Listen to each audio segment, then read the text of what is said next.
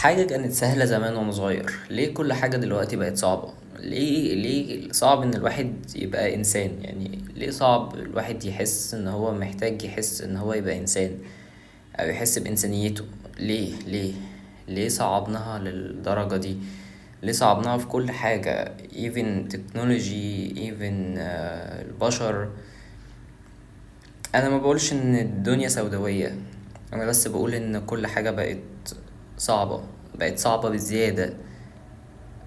او حتى لما بنختار نشوفها سهلة، حتى لما بنختار نشوفها سهلة، هي ستيل صعبة. يعني ليه لازم اعمل مجهود عشان احس ان انا انسان؟